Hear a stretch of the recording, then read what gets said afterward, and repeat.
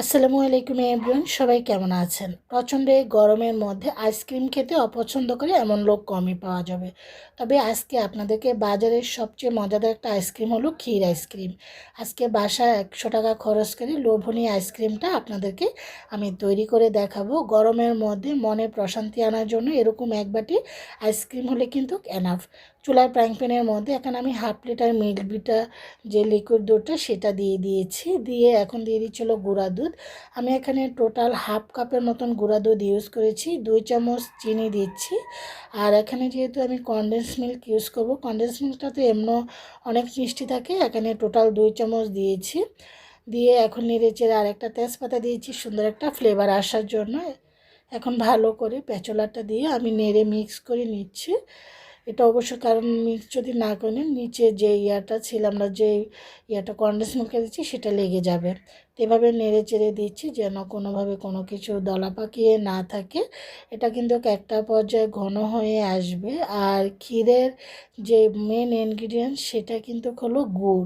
আপনারা দেখবেন ক্ষীরের যে আইসক্রিমটা সেটা কিন্তু গুড়ের জন্য এটার কালারটা এবং টেস্টটা কিন্তু আসে। এরকম পাতলা যে গুড়টা আমরা খেজুরের সেটা দিয়ে দিবেন, যে যতটুকু বানান সেই পরিমাণে দিবেন। এটা একটা পর্যায়ে কিন্তু ক্ষীরটা ঘন হয়ে আসবে, এটা নামানোর পর আরও ঘন হয়ে যাবে। এই যে দেখুন ঘন হয়ে আসছে। তো এখন আমি চুলা থেকে নামিয়ে একটা বাটিতে নিয়ে নিচ্ছি। ঠান্ডা হওয়ার পর ঠিক কীরকম ঘন হয়ে গিয়েছে। তো এখন আমি চলে এসেছি, এখানে 1 কাপ আমি ক্রিম নিয়েছি। এখানে এভার যে হুইপ ক্রিমটা সেটা আমি নিয়েছি। আপনারা যে কোনো ক্রিম নিতে পারেন বা দুধ জাল করে ঘন করে ক্রিম তৈরি করে নিতে পারেন।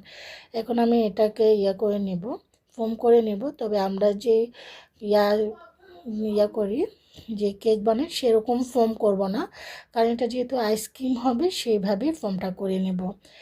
এখন এটাকে একটু একটু করে আমি বিট করে নিয়েছি। আর যে আমি এটা করেছি, ক্ষীরটা করেছি, ফোমটা করে নেওয়ার পর আমি এখন ক্ষীরটা এটার উপর ঢেলে দেবো। এই আইসক্রিমটা কিন্তু অনেক মজা, জানি না কার কাছে কেমন লাগে। আমার কাছে কিন্তু ক্ষীরের এই আইসক্রিমটা এত পছন্দ, তো ভাবলাম যে বাজার থেকে এত টাকা দিয়ে না কিনে এনে বাসায় বানিয়ে নিই। তাতে ওরা বাসায় ওইটা তো বেশিক্ষণ লাগে না খেতে, বাসায় বেশি করে বানিয়ে নিই।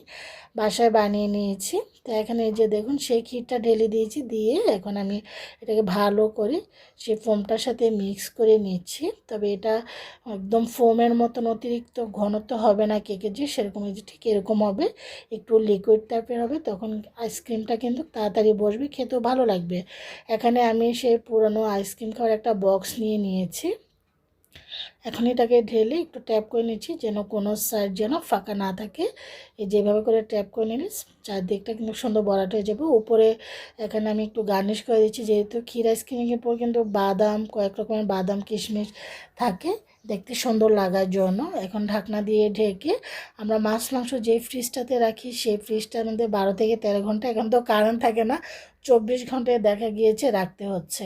তো এটা আমি রেখে দিয়েছি প্রায় 14-15 ঘন্টায় রেখে দিয়েছি। এখন আপনাদেরকে দেখাচ্ছি, যে দেখুন কতটা সুন্দর হয়েছে। এখন যেহেতু আমার আইসক্রিমের স্কুপ নেই, আমি গোল যে ডাউলের চামচগুলো সেটা দিয়েই আপনাদেরকে এভাবে করে স্কুপ আকারে উঠে নিচ্ছি। এটা কিন্তু স্কুপের থেকে কোনো অংশে কম না, দেখুন কত সুন্দর করে উঠে আসছে এভাবে করে। তারপর আমি এখানে নিয়েছিল আইসক্রিমের বাটি, এখন এগুলোকে সার্ভ করে নিচ্ছি। আইসক্রিমটা এত মজা হয়েছিল আলহামদুলিল্লাহ। আপনারাও বাসায় শুধুমাত্র 100 টাকা খরচ করে এই আইসক্রিমটা তৈরি করে পরিবার প্রয়োজনীয় উপভোগ করতে পারেন। উপরে একটু কিশমিশ দিয়ে দিচ্ছি সুন্দর একটা লুক আসার জন্য। এখন খেয়ে দেখাচ্ছি, আলহামদুলিল্লাহ বাজারের সেই ক্ষীর আইসক্রিম থেকে কোনো অংশে কম না। আপনারাও ট্রাই করতে পারেন।